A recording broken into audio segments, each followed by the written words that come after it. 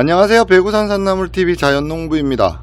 산나물 중에서 직파로 했었을 때도 생존율이 가장 높은 나물 중에 하나인 지금 보고 계신 나물은 뭐냐 그러면 수리치, 그러니까 떡치의 트레이예요. 그러니까 떡치가 뭐냐 그러면 우리 시중에 남부지방에서는 쑥떡을 많이 드시잖아요. 강원도는 단호떡으로 뭘 먹냐 그러면 치떡이라는 걸 먹는데 그 치떡의 주 재료라고 생각하시면 돼요. 직파로도 잘 자라는데 왜 얘를 트레이로 했어요? 지금 모종 장사 하시는 거예요? 아니요, 그런 거는 아니고요. 자, 뭐 때문에 제가 요걸 보여드리냐 그러면, 자, 얘가 자랄 때 어떻게 자란다라는 걸 보여드릴 거고요. 직파를 했을 때와 트레이로 했었을 때, 실제 정식을 했었을 때의 차이도 같이 보여드리려고 지금 보여드리는 거니까 같이 한번 생각해 보시자고요. 지금 보고 계신 트레이가 씨를 집어넣은 지 이제 한 달 정도 된 거예요. 그러니까 떡잎 지금 이쪽 보이시면 요 안에 지금 동글동글한 아이 보여요. 지금 요 안에 동그란 거 보이시죠? 얘가 떡잎이었다는 거고요. 그 떡잎 사이로 지금 옆에 보시면 이게 본잎이다 라고 생각하시면 돼요. 떡잎이 나고 난 다음에 나는 누구예요 하고 나온 얘네들이 뭐라고요? 떡치다 라고 생각하시면 돼요. 자, 공식적인 치는 수리치다 라고 얘기를 하는데 하도 떡을 많이 먹어서 떡치다 라고 생각하시면 돼요. 그러니까 아직은 여기 보시면 아시겠지만 요쪽에 이렇게 보시면 아시겠지만 떡잎들이 조금 남아 있어요.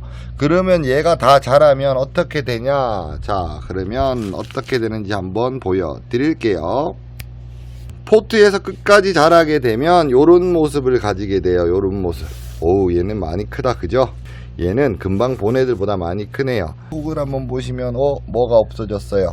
떡잎들이 안 보이죠? 그죠? 떡잎들이 이제 안 보이고 여기 있는 본잎들만 남아있는 요런 형태가 되는데, 떡잎이 남아있다 그래서 나쁜 거나 뭐 그런 건 아니에요. 원래 씨를 파종했었을 때 파종을 해갖고 떡잎이 나고 떡잎 사이에서 뭐 본잎이 나와서 어떤 나물이에요 아니면 나는 어떤 농산물이에요 라고 이렇게 얘기하는 거니까요. 얘가 요렇게 자라는 거구나 라고 생각하시면 되고요.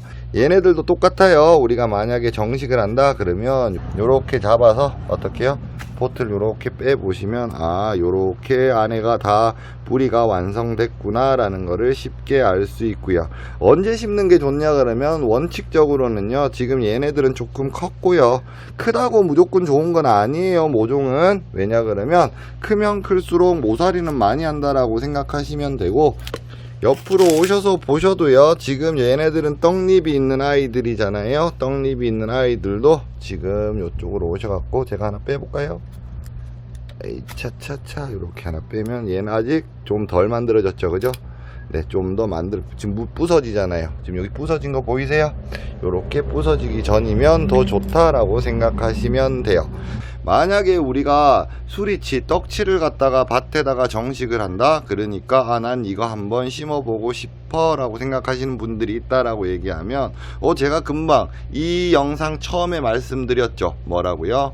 얘는 직파, 그러니까 씨를 바로 뿌려도 상관없다라고 말씀을 드렸는데, 그러면 트레이로 하는 게 어떻게 보면 훨씬 더 비싸고 힘든 거 아니에요?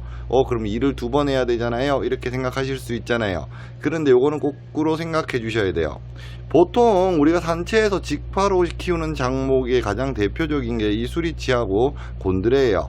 그런데 수리치나 곤드레, 근데 이것뿐만 아니라 뭐 더덕을 하시던가 다른 걸 하셔도요, 우리가 관리를 한다라고 얘기하잖아요. 이 관리를 하려 그러면 김 매는 게 너무 힘들어져요.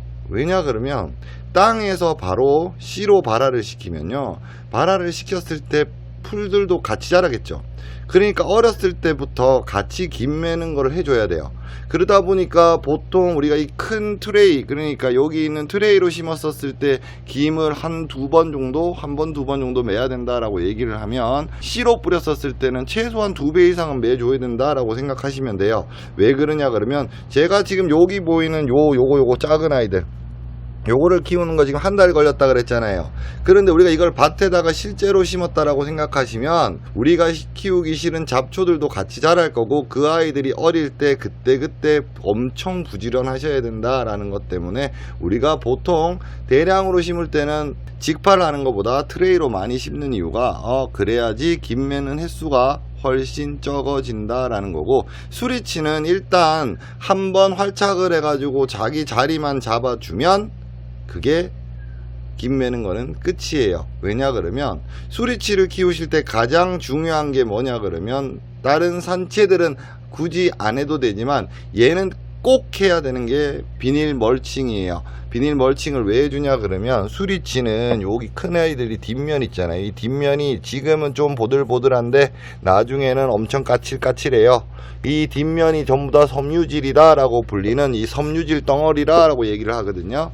왜 해야 되냐 그러면, 비가 왔었을 때요, 이 뒷면에 흙이 튀어서 붙으면요 안 떨어져요. 그러면 상품 가치가 하나도 없어져서 무조건 비닐 멀칭을 하고 키워야 되는 아이라서, 비닐 멀칭 사이에다가 요렇게 큰 것들 아니면 요런 것들을 갖다가 꽂아 주고요, 활착할 때까지 한 2주 정도, 그러니까 한 번 두 번 김을 매주고 난 다음에는요 얘네들이 그 구멍을 다 차지한다 라고 생각하시면 더 이상 김 맬 필요는 없구나 라는 거를 생각할 수 있는 그런 작목이다 라고 생각하시면 될 것 같네요. 조만간 수리치도 식재를 할 건데요, 식재를 할 때 식재하는 모습은 다시 한번 보여드릴 거고요. 정식으로 할 때 직파를 할 거냐 아니면 지금 보고 계신 트레이를 사용할 거냐는 우리 구독자님들 아니면 우리 소비자님들 아니면 우리 농부님들이 선택사항이다 라고 생각하시면 좋겠네요. 오늘은 수리치 트레이에 대해서 알아봤습니다. 오늘 영상도 봐주셔서 감사하고요. 구독, 좋아요 부탁드립니다. 감사합니다.